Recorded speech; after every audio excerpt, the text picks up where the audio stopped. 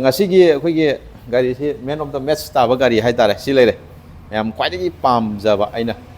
ꯈ꯭ꯋꯥꯏꯗꯒꯤ ꯄꯥꯝꯖꯕ ꯒꯥꯔꯤ ꯍꯥꯏꯗꯤ ꯄ꯭ꯔꯥꯏꯁ ꯕꯖꯦꯠ ꯂꯣꯏ ꯌꯦꯡꯅꯔꯨꯀꯥꯟꯗ ꯌꯥꯝꯅꯁꯨ ꯍꯣꯡꯉꯕ ꯍꯥꯏꯕ ꯇꯥꯔꯦ. Hello everyone, welcome back to my channel 7 Speed Manipur. Ngasi another video amaga akhoi Chingmeirong car bazaar gi akhoi update akhoi ngasi lairiba stocks available stocks sing ngasi details ki video haitare. Ado ngasi se ayamba akhoi gari se makal ju sunu su laire ko. Ado mathang yeng se ado se the man of the match ta ga do gari su yauri ko. Ado su dum yeng minar se ado mathang hour se ko video se.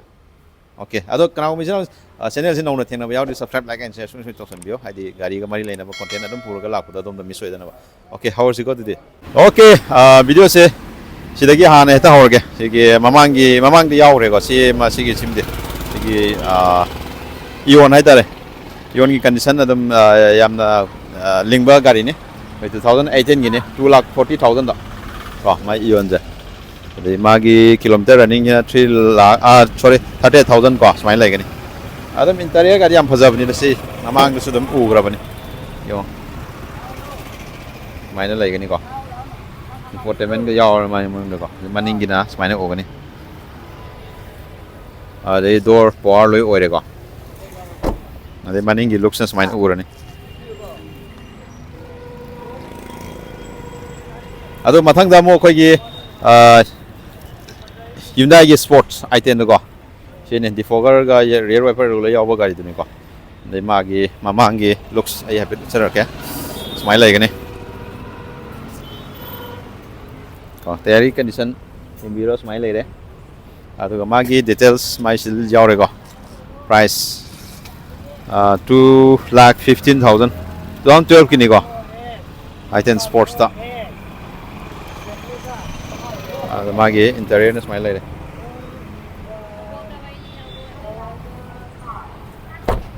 maning gisu ani sini ko okay adigi mathang sidang lere Suzuki Swift imbiro tayar je adum phari ko maning ga je ade sina mamangi tayar na kitang budi kitang nik chare ko ade mamangi looks mine ogani ko ado magi price details de yaure 3,35,000 magi price ma 2016 gini ko kilometer running je koi 50 above lere manungi interior ki smile lagi ni neck rest ke aur ga maning ini smile urin ko okay sini age basic ade all power wela ni ko songge adu ga maning gi sina smile ogani Swift BX ide ko okay then next koi gi yam gi yamna demand leba parrot green color hai tare ko sigi je alto ni alto iron red ko smile lagi ni adu magi tayar di loima anima loima leng na lai de em biro to sini aduga NOC dane laidu se 2016 gini aduga mana price na 2,75,000 adum pricing je sida irisimak lawne ab leite kun khara haidi slightly kitang negotiate tawba yabagi khudong chaba loi piri buga santro atam amagi je ne yengbiu tires mai legani aduga magi price details leire 2012 ki model ni ko adu 1,65,000 Santro GLS top class interior looks maine ogani gari sigi do maning gina maine ogani sini maning tayar ga lelingi ko adi mathang damu susi amde man laiba gari ni ko alto K10 oideni ko sinamo K10 gi magi looks se maine ogani maning gi so adi gi tayar gi condition maine leni ko ado mai interior si ebet yang jarke sini mani interior mani ubani ko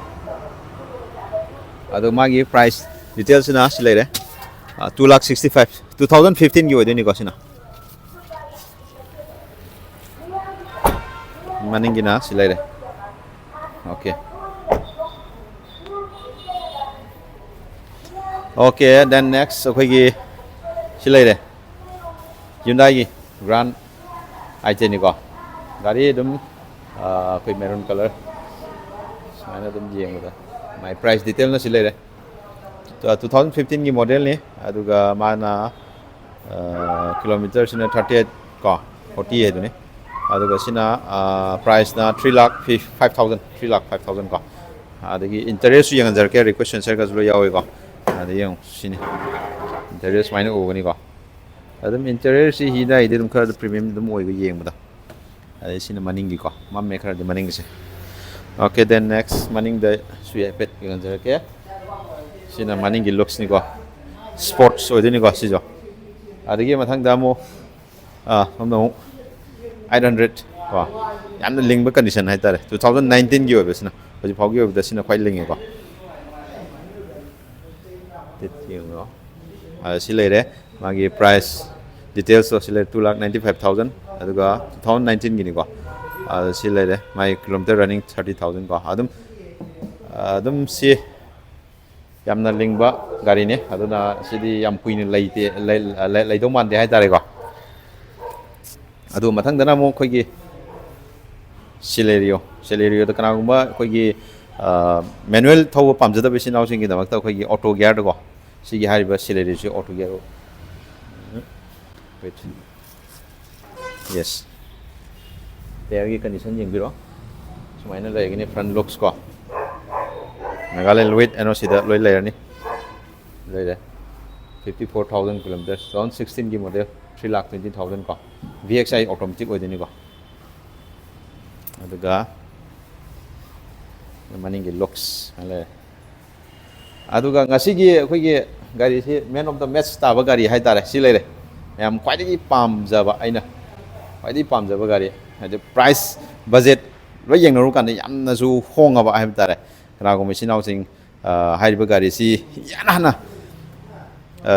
kana to homi do contact to homi do adu khudong chaba dum adugi aduna dum owner obi khudong chaba dum pizari hai tare yeng biro adu ki matik fresh look that new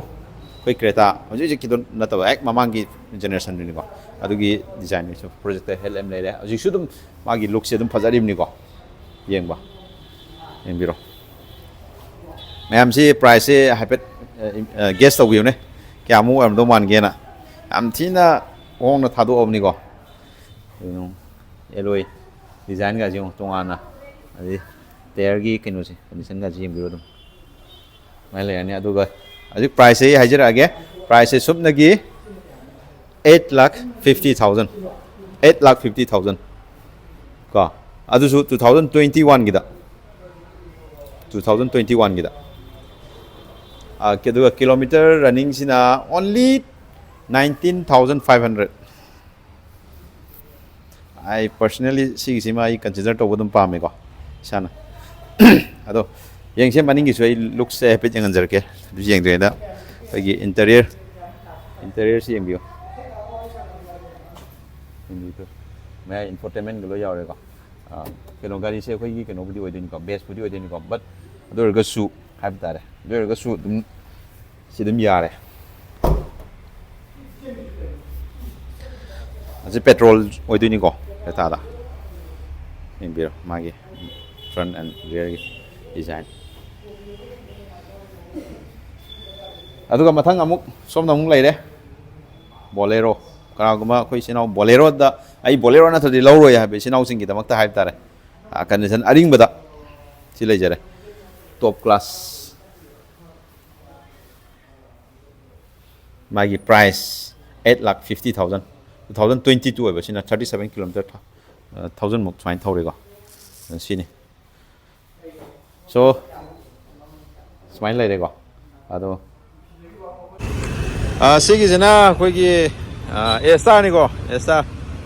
sigi masu se dum yang biro adagi sigi tayar se ko condition 2014 gi ne late magi sigi no 2013 aduga 14 dam restart obo ko price demand se data siloi lere 2,50,000 BXI da ko mainu ni aduga adu sina manungi ni ko manungi interior smile lai ni fully white color ko spaces ya moi ko yeng da smile white web je ko kilometers da ure ko ado maningi na smile mo uni maningi ainum phajai ko okay aduga sigisina koi gi Hyundai gi yamna popular oi ba dum makhali gari ne i20 da ꯃꯥꯒꯤ ꯚꯦꯔꯤꯌꯦꯟꯅ ꯑꯩꯈꯣꯏꯒꯤ ꯁ꯭ꯄꯣꯔꯠꯇ plus ꯑꯣꯏꯗꯣꯏꯅꯤꯀꯣ ꯑꯗꯨꯒꯤ ꯃꯊꯛꯇ ꯑꯃꯨꯛ dual tone colour ꯑꯃꯨꯛ ꯑꯣꯏꯕꯀꯣ ꯁꯤꯒꯤꯁꯦ dual tone colour ꯃꯥꯒꯤ front looks ꯁꯨꯃꯥꯏꯅ ꯎꯒꯅꯤꯀꯣ ꯑꯩꯈꯣꯏ ꯃꯅꯤꯄꯨꯔ ꯅꯝꯕꯔꯅꯤꯀꯣ ꯑꯗꯨꯒ ꯃꯥꯒꯤ ꯑꯩꯈꯣꯏꯒꯤ ꯄ꯭ꯔꯥꯏꯁ ꯔꯣꯝꯗ ꯂꯥꯛꯄ ꯀꯥꯟꯗ ꯑꯩꯈꯣꯏꯒꯤ ꯃꯥꯁꯦ 4,85,000 ꯁꯨꯃꯥꯏꯅ ꯂꯥꯛꯀꯅꯤꯀꯣ ꯃꯅꯤꯡꯒꯤ ꯂꯨꯛ ꯁꯨꯃꯥꯏꯅ ꯂꯩꯔꯦ ꯑꯗꯨꯒ ꯃꯥꯒꯤ ꯌꯦꯡꯉꯣ ꯑꯦꯂꯣꯏꯒꯥꯁꯦ ꯑꯩꯈꯣꯏꯒꯤ ꯄꯨꯔꯥ ꯑꯩꯈꯣꯏ ꯇꯣꯞ ꯃꯣꯗꯦꯜꯒꯤꯗꯨꯅꯤꯀꯣ ꯇꯣꯞ ꯃꯣꯗꯦꯜ ꯑꯗꯨꯝ ꯆꯞ ꯃꯥꯟꯅꯔꯦ ꯍꯥꯏꯇꯥꯔꯦ ꯁꯤ ꯂꯩꯔꯦ ꯑꯗꯨ ꯏꯟꯇꯔꯤꯌꯔꯁꯦ ꯍꯥꯏꯐꯦꯠ ꯌꯦꯡꯍꯟꯖꯔꯛꯀꯦꯀꯣ ꯌꯦꯡꯉꯣ ꯁꯨꯃꯥꯏꯅ ꯎꯒꯅꯤ ꯑꯗꯒꯤ ꯁꯣꯁꯦ ꯁꯨꯃꯥꯏꯅ ꯎꯒꯅꯤ ꯑꯗꯣ ꯁꯣꯁꯤꯁꯨ ꯄꯨꯔꯥ ꯑꯩꯈꯣꯏꯒꯤ ꯇꯣꯞꯇ ꯌꯥꯎꯕꯗ ꯆꯞ ꯃꯥꯟꯅꯔꯦ ꯁꯤꯅꯤ ꯃꯥꯒꯤ ꯀꯤꯂꯣꯃꯤꯇꯔꯅ ꯁꯤ ꯂꯩꯔꯦ 37 ꯁꯨꯃꯥꯏꯅ ꯇꯧꯔꯦꯀꯣ ꯑꯗꯨꯒ ꯑꯦꯄꯜ ꯀꯥꯔꯄ꯭ꯂꯦ ꯑꯦꯟꯗ꯭ꯔꯣꯏꯗ ꯁꯞꯄꯣꯔꯠ ꯇꯧꯔꯛꯑꯅꯤ ꯑꯗꯨꯒ ꯋꯦꯌꯔꯂꯦꯁ ꯆꯥꯔꯖꯤꯡꯒꯤꯁꯨ ꯌꯥꯎꯔꯦꯀꯣ ꯁꯤꯗ ꯁꯤꯒꯤ ꯑꯥꯔꯝꯔꯦꯁ ꯌꯥꯎꯔꯦ ꯂꯦꯗꯔ ꯀꯣ ꯃꯅꯤꯡꯒꯤ ꯁꯨꯃꯥꯏꯅ ꯎꯒꯅꯤꯀꯣ ꯐꯨꯜꯂꯤ ꯃꯅꯤꯡꯒꯁꯦ ꯕ꯭ꯂꯦꯛ ꯁꯨꯃꯥꯏꯅ ꯂꯣꯏ ꯑꯣꯏꯔꯦꯀꯣ ꯑꯗꯨ ꯁꯤꯅꯤ ꯑꯗꯣ ꯆꯤꯜꯅꯥꯎꯁꯤꯡ ꯑꯗꯨꯒ ꯍꯥꯏꯠ ꯑꯦꯗꯖꯁꯃꯦꯟ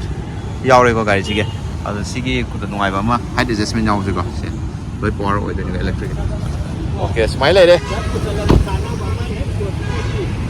ꯑꯗꯣ ꯀꯣꯟꯇꯦꯛ ꯅꯝꯕꯔ ꯗꯦꯁꯀ꯭ꯔꯤꯞꯁꯟꯗ ꯌꯥꯎꯔꯕꯅꯤꯀꯣ ꯀꯣꯟꯇꯦꯛ ꯑꯗꯨꯝ ꯇꯧꯁꯟꯕꯤꯔꯛꯑꯣꯀꯣ ꯁꯣ ꯉꯁꯤꯒꯤꯗꯤ ꯚꯤꯗꯤꯑꯣꯁꯦ ꯁꯨꯃꯥꯏꯅ ꯁꯨꯝ ꯂꯣꯏꯁꯤꯟꯖꯔꯒꯦ ꯑꯗꯣ ꯃꯊꯪꯒꯤ ꯑꯅꯧꯕ ꯑꯞꯗꯦꯠ ꯑꯃꯨꯛ ꯁ꯭ꯇꯣꯛ ꯑꯩꯈꯣꯏ ꯑꯞꯗꯦꯠ ꯇꯧꯔꯛꯄꯗ ꯑꯃꯨꯛ ꯃꯌꯥꯝ ꯑꯃꯨꯛ ꯌꯦꯡꯃꯤꯟꯅꯁꯦ ꯉꯁꯤꯒꯤꯗꯤ ꯁ꯭ꯋꯥꯏ ꯑꯗꯨꯝ ꯂꯣꯏꯁꯤꯟꯖꯔꯒꯦ ꯑꯗꯨ ꯀꯣꯟꯇꯦꯛ ꯅꯝꯕꯔ ꯑꯩ ꯗꯤꯁꯀ꯭ꯔꯤꯞꯁꯟꯗ ꯍꯥꯞꯆꯔꯕꯅꯦ ꯀꯣꯟꯇꯦꯛ ꯑꯗꯨꯝ ꯇꯧꯁꯟꯕꯤꯔꯣ ꯑꯗꯨꯒ ꯕꯨꯀꯤꯡ ꯇꯧꯒꯦ ꯍꯥꯏꯔꯒꯁꯨ ꯑꯗꯨꯝ ꯌꯥꯔꯦꯀꯣ ꯑꯗꯨꯒ ꯃꯌꯥꯝꯅ ꯂꯣꯟꯒꯤꯅ ꯍꯥꯏꯕꯗꯣ ꯃꯗꯨ ꯂꯣꯟꯒꯤ ꯈꯨꯗꯣꯡꯆꯥꯕꯗꯤ ꯍꯧꯖꯤꯛ ꯐꯥꯎꯒꯤ ꯑꯣꯏꯅ ꯂꯩꯖꯗ꯭ꯔꯤ ꯍꯥꯏꯕ ꯇꯥꯔꯦ ꯍꯧꯖꯤꯛ ꯏꯔꯥꯡꯗꯤ ꯈꯤꯇꯪ ꯐꯕ ꯍꯧꯔꯛꯄꯒꯤ ꯃꯑꯣꯡꯗ ꯂꯩ ꯑꯗꯣ ꯌꯦꯡꯁꯤ ꯏꯔꯥꯡꯅ ꯐꯔꯒꯗꯤ ꯑꯗꯨꯝ ꯂꯣꯟꯒꯤ ꯈꯨꯗꯣꯡꯆꯥꯕꯁꯨ ꯑꯗꯨꯝ ꯂꯥꯛꯄ ꯌꯥꯕꯒꯤ ꯈꯨꯗꯣꯡꯆꯥꯕ ꯂꯩꯀꯣ ꯑꯣꯀꯦ ꯉꯁꯤꯒꯤꯗꯤ ꯁꯨꯃꯥꯏꯅ ꯂꯣꯏꯁꯤꯟꯖꯔꯒꯦ ꯕꯥꯏ ꯕꯥꯏ ꯑꯃꯨꯛ ꯌꯦꯡꯃꯤꯟꯅꯔꯁꯤ ꯃꯊꯪꯗ